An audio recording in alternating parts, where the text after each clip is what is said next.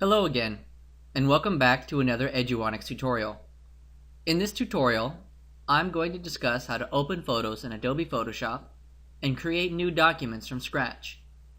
To start off, I'm going to close Photoshop and show you how to open Photoshop without even having to click on its desktop shortcut.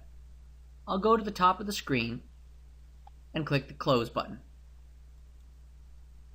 Now that Photoshop is closed, you may see that I have a couple different icons on my desktop. These are royalty-free images that I've downloaded online. You can use whatever photos you already have on your computer, or you can simply Google royalty-free photos to get access to a sea of beautiful images ready for you to play with. I would like to open this photo in Photoshop, so all I'm going to do is right-click it and hover over to Open With. Then I'll go down and click Adobe Photoshop CC 2014. And now we just wait for Photoshop to load. Photoshop can have slow or fast load times, depending on the speed and capacity of your computer. If you're experiencing some slow performance, try quitting some applications you don't need to be running. This will allow Photoshop to use more of your computer's memory and will improve performance overall. Okay, here's my photo loaded into Photoshop. Now we have a much closer look at the photo. It's of a woman and a little girl laying on the floor with a laptop. What could they be so happy about? You know what? I bet they're learning how to use Photoshop. You may also notice that there's a new tab on the top left of my workspace with the title of my photo. And there's also been a change in the Layers panel to the right. There's now a layer called Background that has a tiny thumbnail of my photo. Now I'd like to open a different photo without ever leaving Photoshop. I'm just going to go up to the menu bar and click on File, then hover directly down to Open and click. Then, in the navigation window, we're already seeing the files that are on my desktop. And I want to open up the cityscape image. So I'm going to select that and then go down and click on Open. Now we see my image of an illustrated cityscape.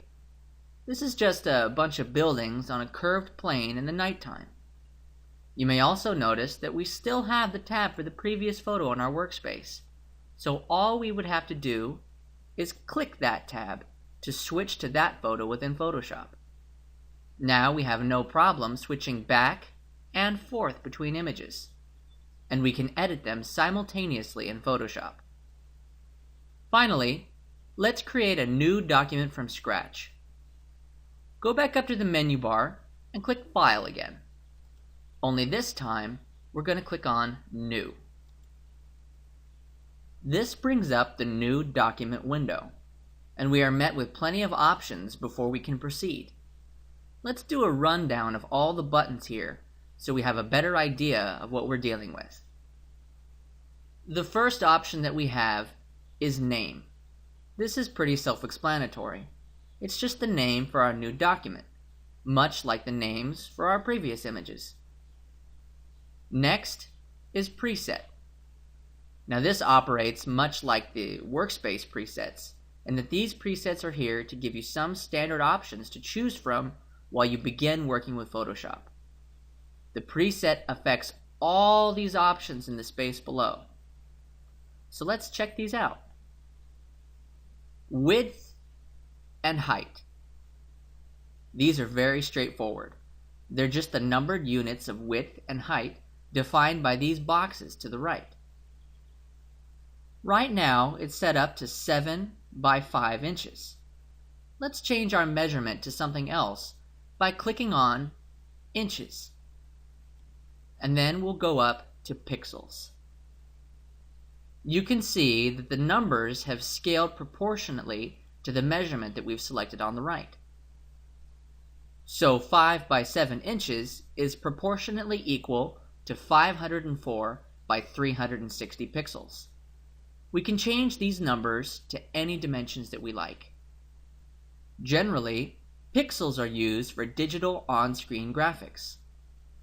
and inches are used for printed graphics. But both can be converted to the other, and neither terms are entirely exclusive to digital or printed graphics. Below width and height is a resolution option. This affects the amount of pixels that are displayed per inch of space, so the higher the number goes, the more detail the image will need. The numbers tend to vary from different systems, but 72 is usually the standard for on-screen graphics, and 300 is usually used for printing.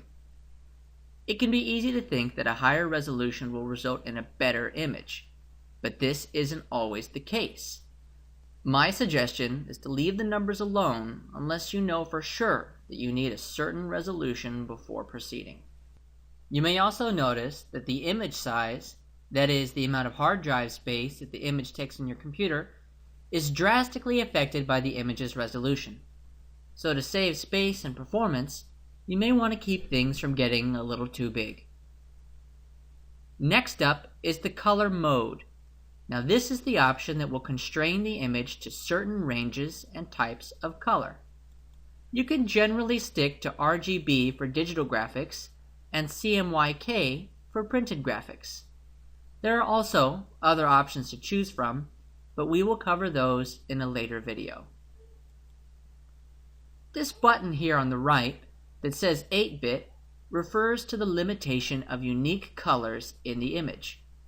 Much like resolution, a higher number will yield a higher quality image. At the moment though, 8-bit images are very popular and perform very well with perfectly adequate quality. Our next option is the background contents. Whenever you create a new document in Photoshop, there needs to be at least one layer in it. This option allows you to decide what you want that layer to look like. You can choose a solid color, like white or black, or you can pick a custom color that you can define in the color picker. You also have the option for your layer to be transparent. This will allow you to have your image blend against another background separate from Photoshop. Now there's some advanced options: the color profile and the pixel aspect ratio.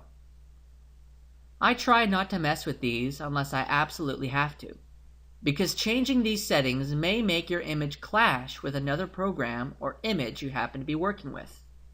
For now, we're going to leave these alone and stick with our default options.